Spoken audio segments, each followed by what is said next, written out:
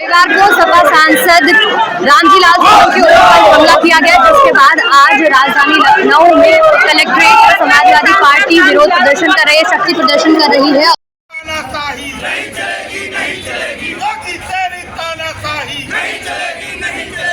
भाजपा की सरकार दमन, जुल्म और तानाशाही से विपक्ष की आवाज दबाना चाहती है।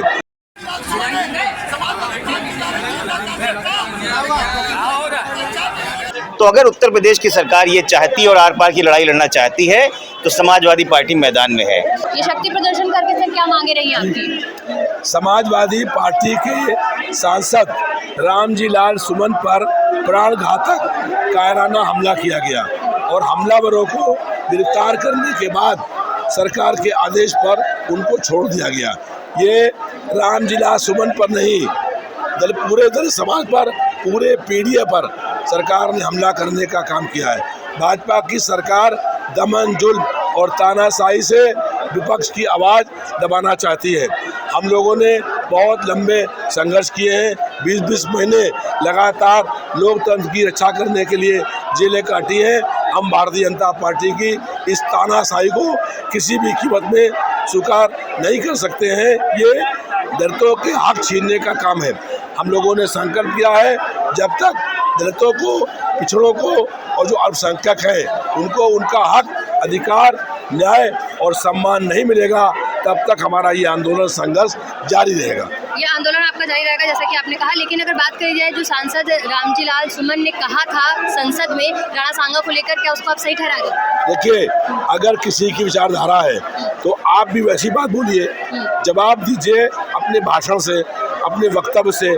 किसी को किसी पर भी हिंसा करने का अधिकार नहीं है।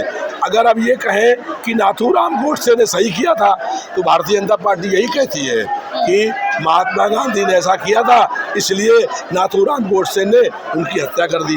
तो हमलावर हत्यारे हैं, और अगर किसी के विचारधारा से आप सहमत नहीं हैं तो अपनी बात कहिए, लेकिन किसी को किसी पर हमला करने का कोई अधिकार नहीं है। जो शक्ति प्रदर्शन हुआ था उसमें आपकी क्या मांगे थी?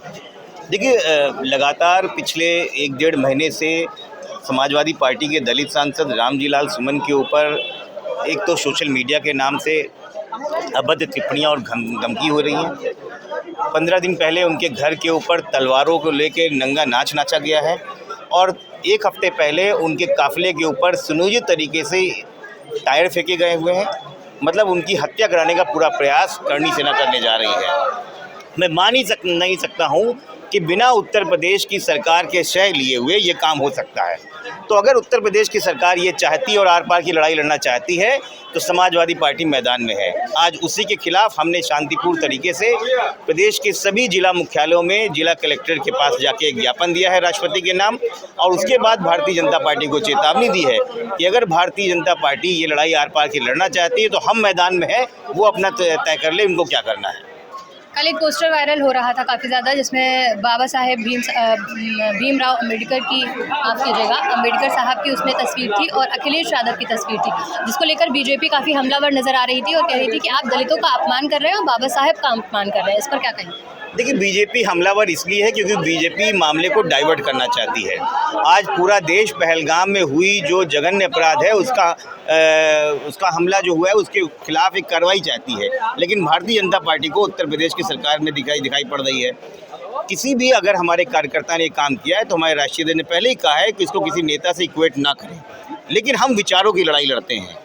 हम ये बताना चाहते हैं कि इस समय पूरे देश में समाजवादी पार्टी के नाम से वो एक ऐसा हथियार है जो भारतीय जनता पार्टी के मंसूबे को ख़त्म कर सकता है। जिसने 400 बुलंद का नारा दिया उसको रोक सकता है। जो बाबा साहब भीमराव अम्बेडकर का संविधान को ख़त्म करना चाहती है उनको ख़त्म कर सकते हैं। उस विचार के साथ वो पोस्टर का हुआ है, लेकिन फिर भी हम अपने उत्साहित कार्यकर्ताओं से कहते हैं, और माननीय राष्ट्रीय अध्यक्ष अखिलेश यादव ने इस बात पे कहा है कि किसी भी महापुरुष के साथ की फ़ोटो का मर्ज करके हो सकता है कोई गलत संदेश समझ में आए।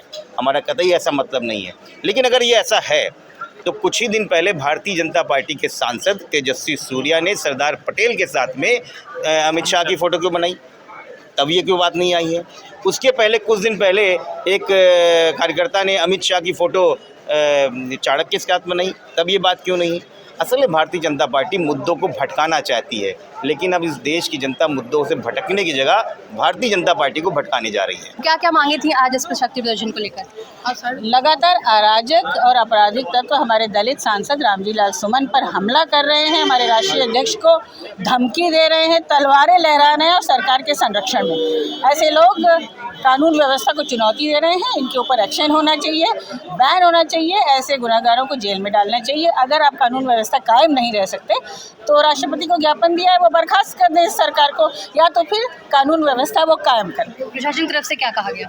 प्रशासन को ज्ञापन दे दिया। मुझे उम्मीद है कि राष्ट्रपति जी आज लखनऊ में हैं और इस अराजकता का संज्ञान लेंगे। जातिगत जनगणना पर क्या कहेंगी जिसको केंद्र सरकार ने मंजूरी दी है? जातिगत जनगणना आदरणीय अखिलेश यादव जी, आदरणीय नेताजी, समाजवादी पार्टी की एक बड़ी विजय है, क्योंकि हम लगातार कह रहे हैं कि सामाजिक न्याय का एक ही आधार हो सकता है कि हम जातिगत जनगणना कराएं, जिसकी जितनी हिस्सेदारी, उनकी भागीदारी सुनिश्चित उनकी संख्या के हिसाब से होनी चाहिए।